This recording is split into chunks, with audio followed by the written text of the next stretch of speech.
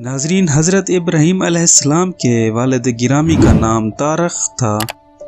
तारख की उम्र जब 75 बरस को पहुंची तो उनके यहाँ हज़रत इब्राहीम अलैहिस्सलाम की पैदाइश हुई। इसके बाद नाहूर और हरान पैदा हुए।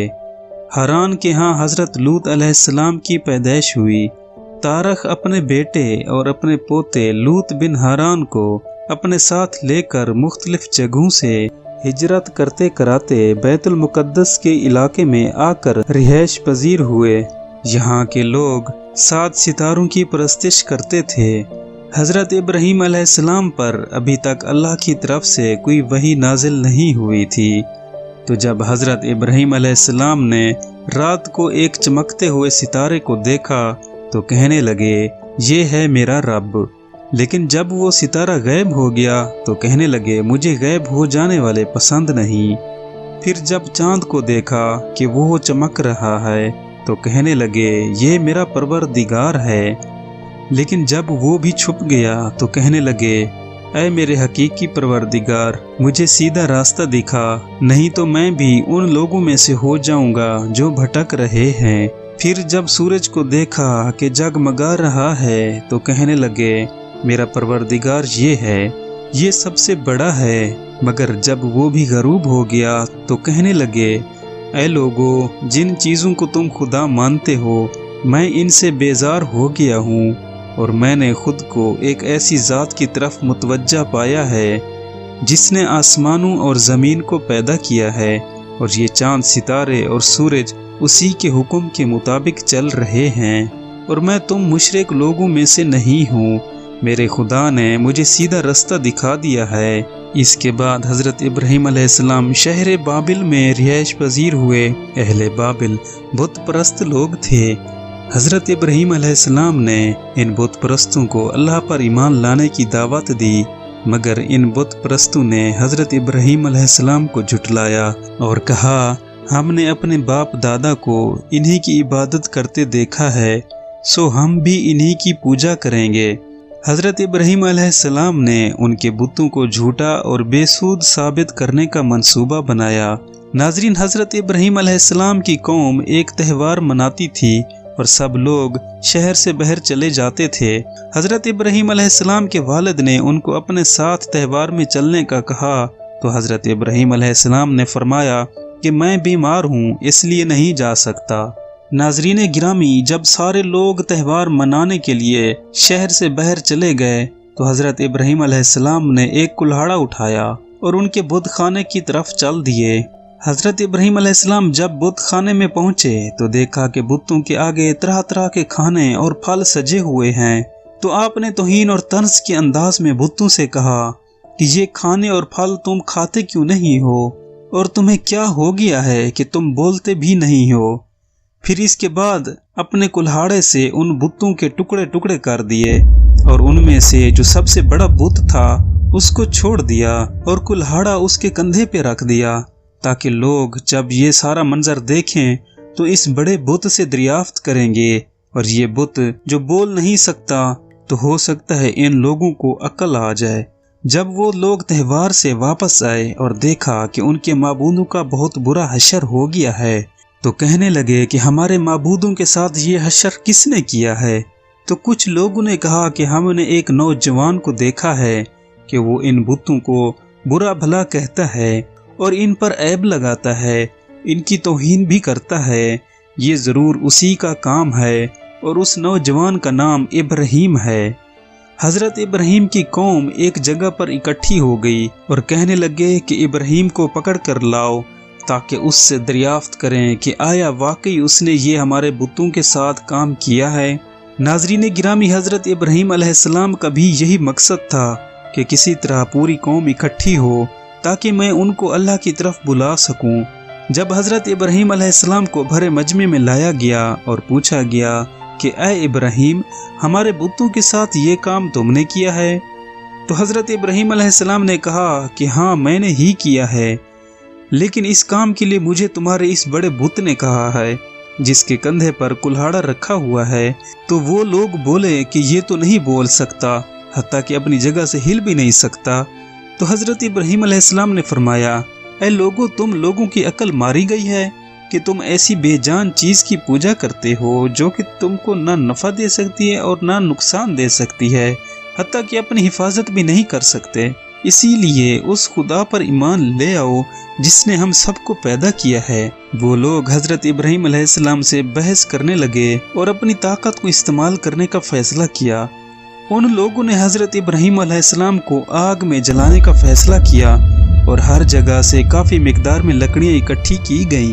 ناظرین گرامی، ان لوگوں نے حضرت ابراہیم علیہ السلام کو آگ میں جلانا خود پر فرض سمجھ لیا تھا، یہاں تک کہ اگر کوئی عورت بیمار ہو جاتی تو اپنی شفا کے لیے منت مانتی تھی کہ جب وہ تندرست ہو جائے گی تو ابراہیم کو جلانے کے لیے لکڑیاں اکٹھی کر کے لائے گی۔ جب لکڑیاں اکٹھی ہو گئیں تو انہوں نے ایک بڑا سا گڑھا تیار کیا اور اس میں ساری لکڑیاں ڈال کر آگ لگا دی۔ آگ کے شعلے اتنے بلند ہوئے کہ اس سے پہلے اس طرح کی آگ کبھی نہیں دیکھی گئی تھی۔ پھر انہوں نے حضرت ابراہیم علیہ السلام کو ایک جھولے کے ساتھ باندھا اور زور سے جھولا جھلایا، اور جب جھولا آگ کے اوپر پہنچا تو ادھر سے اس کی رسی کو کاٹ دیا گیا۔ اللہ پاک نے آگ کو حکم دیا، اے آگ، ابراہیم علیہ السلام پر ٹھنڈی اور سلامتی والی ہو جا۔ ارشاد باری ہے کہ ابراہیم کو آگ میں جلا دو اور اس طرح اپنے بتوں اور معبودوں کی مدد کرو۔ اگر کچھ کرنا چاہتے ہو تو یہ کرو۔ تو ہم نے اپنے پیغمبر کو بچانے کے لیے آگ کو حکم دے دیا کہ اے آگ، ابراہیم پر سلامتی والی اور ٹھنڈی ہو جا۔ اس طرح ہم نے ان کو ان کی چال میں ناکام کر دیا۔ ناظرین گرامی، حضرت ابراہیم علیہ السلام کو آگ نے کوئی نقصان نہ پہنچایا اور حضرت ابراہیم 40 دن تک آگ میں رہے، اور آپ نے فرمایا، میری زندگی کے یہ 40 دن میری تمام زندگی کے خوبصورت ترین دن تھے، اور میں خواہش کرتا ہوں کہ میری ساری زندگی اسی طرح کی ہو جائے۔ ناظرین گرامی، حضرت ابراہیم علیہ السلام کے دور نبوت میں اس وقت نمرود بادشاہ تھا جو کہ پوری دنیا پر حاکم تھا۔ یہ ایک جبار اور سرکش بادشاہ تھا اور نمرود نے 400 سال تک حکومت کی ہے۔ دنیا کی آسائشیں اور لذتیں اس کی محور تھیں۔ حضرت ابراہیم علیہ السلام جب آگ سے باہر آئے تو ان کا سامنا نمرود سے ہوا۔ چونکہ نمرود کے پاس بہت زیادہ غلہ تھا جس کو خریدنے کے لیے لوگ قافلوں کی صورت میں نمرود کی دربار کا رخ کرتے تھے، حضرت ابراہیم علیہ السلام بھی غلہ خریدنے کی غرض سے نمرود کی دربار میں گئے۔ حضرت ابراہیم نے جب نمرود کی دربار میں دیکھا کہ لوگ نمرود کو سجدہ کر رہے ہیں اور اسے اپنا خدا مان رہے ہیں، تو ابراہیم علیہ السلام نے نمرود کو اللہ پر ایمان لانے کی دعوت دی، جس پر نمرود نے کہا کہ پوری دنیا پر میری حکومت ہے، اس لیے ان سب کا میں ہی خدا ہوں، اور تم بھی مجھے سجدہ کرو، نہیں تو میں تمہیں غلہ نہیں دوں گا۔ ابراہیم علیہ السلام نے کہا، میرا رب تو وہ ہے جو لوگوں کو زندگی اور موت دیتا ہے۔ جس پر نمرود نے مغرور ہو کر کہا کہ زندگی اور موت میں بھی دیتا ہوں، اور پھر نمرود نے اپنے قید خانے سے 2 قیدی بلوائے جن کو سزائے موت ہو چکی تھی۔ ان میں سے ایک کو رہا کر دیا اور کہا، دیکھو میں نے زندگی دے دی ہے، جبکہ دوسرے کو قتل کر کے بولا، دیکھو اس کو میں نے موت دے دی ہے۔ ابراہیم علیہ السلام کا یہ مقصد ہرگز نہیں تھا، کیونکہ کسی قیدی کو رہائی دینا کسی انسان کی پیدائش کے مترادف نہیں ہو سکتا۔ پھر ابراہیم علیہ السلام نے فرمایا، اگر تم خدا ہو تو سورج کو مغرب سے طلوع کرو اور مشرق میں غروب کر کے دکھاؤ، کیونکہ سورج میرے رب کے حکم کے مطابق چل رہا ہے۔ ارشاد باری ہے، بھلا تم نے اس شخص کو نہیں دیکھا جو غرور کے سبب سے کہ خدا نے اس کو سلطنت بخشی تھی، ابراہیم سے اس کے پروردگار کے بارے میں جھگڑنے لگا۔ جب ابراہیم علیہ السلام نے کہا کہ میرا رب تو وہ ہے جو زندگی دیتا ہے اور موت دیتا ہے، تو وہ بولا، زندگی اور موت میں بھی دے سکتا ہوں۔ تو ابراہیم علیہ السلام نے فرمایا کہ خدا تو سورج کو مشرق سے نکالتا ہے، تو اسے مغرب سے نکال کے دے۔ یہ سن کر وہ کافر حیران رہ گیا، اور خدا بے انصافوں کو ہدایت نہیں دیتا۔ ناظرین گرامی، حضرت ابراہیم علیہ السلام کا یہ مطالبہ سن کر نمرود حیران رہ گیا اور کہنے لگا، میں تمہارے خدا سے جنگ کرنا چاہتا ہوں، جو جنگ جیت جائے گا وہی خدا ہوگا۔ ابراہیم علیہ السلام نے نمرود کا چیلنج قبول کیا اور اللہ کے حضور دعا کی۔ نمرود نے اپنا ایک لمبا چوڑا لشکر تیار کر لیا اور ابراہیم علیہ السلام کو للکار کر کہنے لگا، کدھر ہے تمہارا خدا؟ اسے بلاؤ اور میری فوج سے جنگ کر کے دکھاؤ۔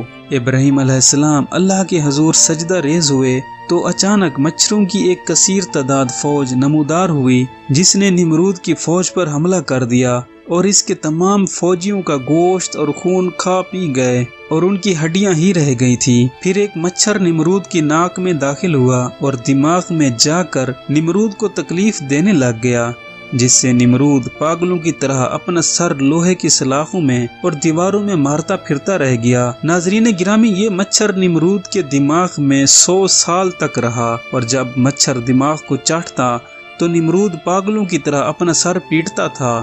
اس طرح سے اللہ نے ایک حقیر مچھر کے ساتھ نمرود کو سزا دی اور وہ 100 برس تک اپنے سر کو دیواروں اور سلاخوں کے ساتھ پیٹنے کی وجہ سے ہلاک ہو گیا۔